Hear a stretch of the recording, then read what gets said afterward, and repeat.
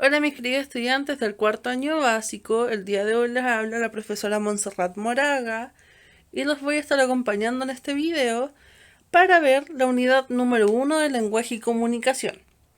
Los contenidos que vamos a abordar en este video es la importancia de la lectura, les voy a presentar algunos tips para comprender mucho mejor los textos, vamos a ver los textos narrativos. Vamos a aprender a hacer descripción de personajes y hacer textos no literarios y los textos discontinuos. Vamos a comenzar con la lectura. ¿Por qué creen ustedes que es importante leer?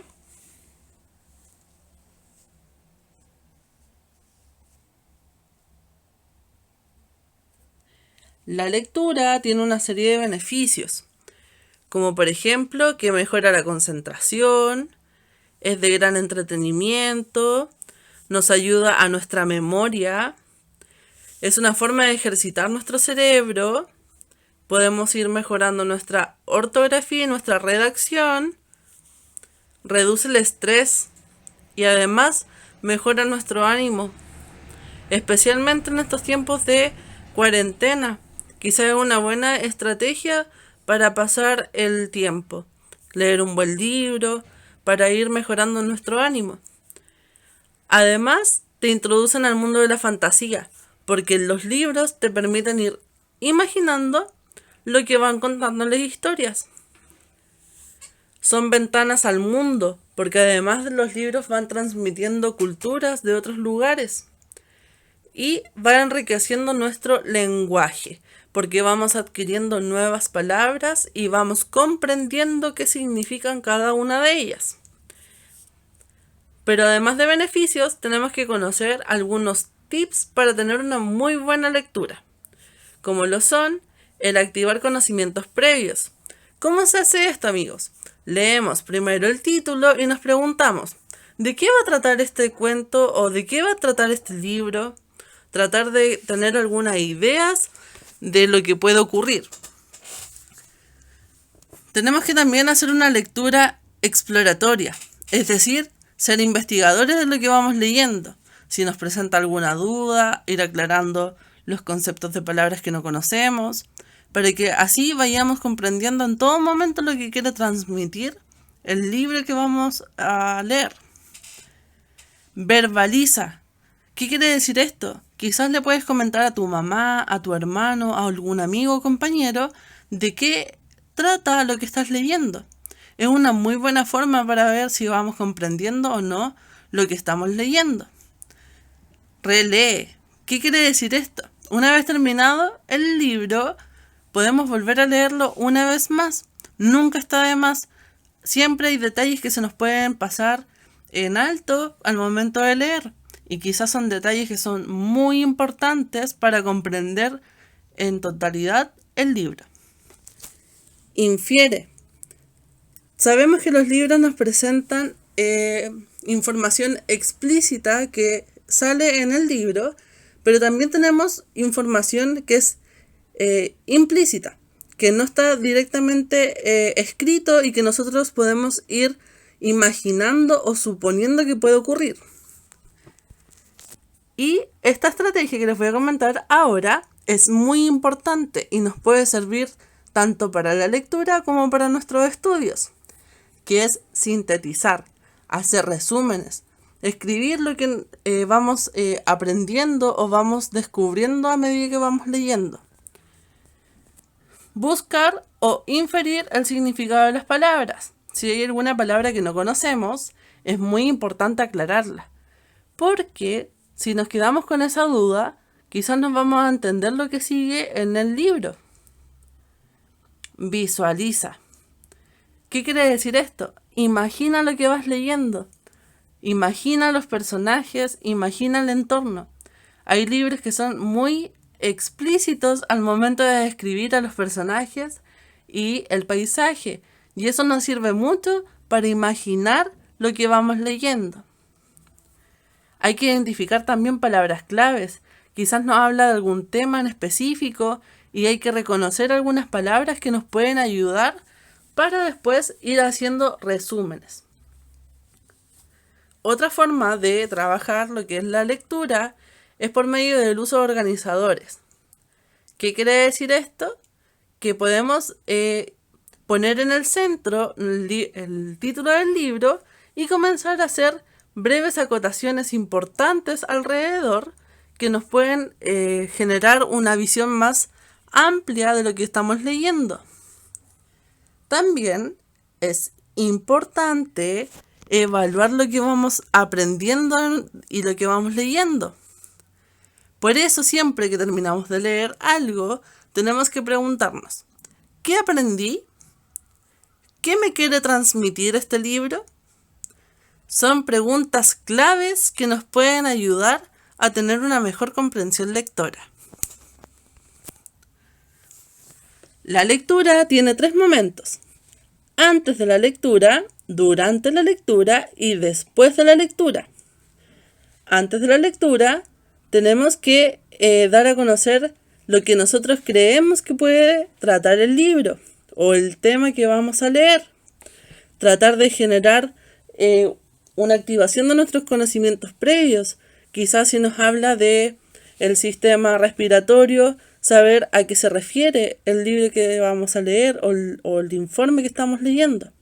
Es muy importante tener claro nuestra base de conocimientos para después ir adquiriendo nuevos conocimientos a partir de los que ya tenemos. Otro momento es durante la lectura, es decir, mientras estamos leyendo. Es importante en este momento de la lectura ir leyendo e ir imaginando qué puede ocurrir después. Siempre hay que preguntar ¿y qué va a pasar más adelante? Y tratar de nosotros ir respondiendo a partir de lo ya leído. También es importante realizar inferencias, como les decía hace unos momentos atrás, de los tips de lectura.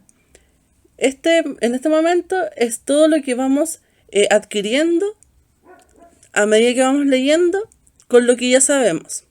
Tratar de ir aumentando el conocimiento sobre el tema. Y después, por último, tenemos el último momento de la lectura, que es después de leer. Acá tenemos que hacer la evaluación de lo que aprendimos, la comprensión total del texto. Eso se puede hacer mediante inferencias, recapitulaciones, quizás la verbalización también es muy importante, formular opiniones. ¿Qué opino yo de lo leído? También expresar a los demás lo que aprendí. Es muy importante el tema de verbalizar lo que hemos leído o escribirlo. Quizás nos da un poco de vergüenza hablarlo, pero lo podemos escribir, hacer un comentario de lo que estamos leyendo. Información explícita. La información explícita es la que está en el texto mismo, que sale evidente en el texto. Si nos pregunta, por ejemplo, ¿de qué color es la capa de la Caperucita Roja? Y en el cuento sale que la capa de la Caperucita Roja era de color rojo, ya sabemos el color, porque ya nos está dando en el texto la respuesta. Otro tipo de información que podemos encontrar en un texto es la información implícita. Esta información no se expresa de manera clara y es más necesario el tema de interpretar lo que vamos leyendo, el que nos quiere transmitir este mensaje. Textos narrativos. Los textos narrativos son los que nos narran alguna historia, cuentos, hechos o mitos, con personajes ya sean reales o ficticios, que sean producto de nuestra imaginación. Por ejemplo, los cuentos. Los cuentos son narraciones breves, en las que se cuenta una historia de ficción o hechos imaginarios. Los personajes de estos cuentos por lo general son animales, princesas, brujas, dinosaurios. Son personajes que ocurren en nuestra imaginación muchas veces. Y una característica del cuento es que por lo general tiene un final feliz. Por eso la mayoría de los cuentos termina con el "y vivieron felices para siempre". Las fábulas son composiciones breves que tienen como personaje mayoritariamente animales, cosas inanimadas. ¿Pero qué características tienen estos personajes? Que actúan igual que los humanos, hacen acciones que le corresponden principalmente a los humanos, como por ejemplo el hablar. ¿Cómo vamos a distinguir una fábula de un cuento? Si ambos por lo general tienen personajes similares, animales o cosas que surgen producto de nuestra imaginación. Una de las características de la fábula es que deja una moraleja. ¿Qué quiere decir eso? Que deja una enseñanza. Ahora vamos a ver la descripción de un personaje. Hay dos formas de describir un personaje de un texto. La primera es una descripción física.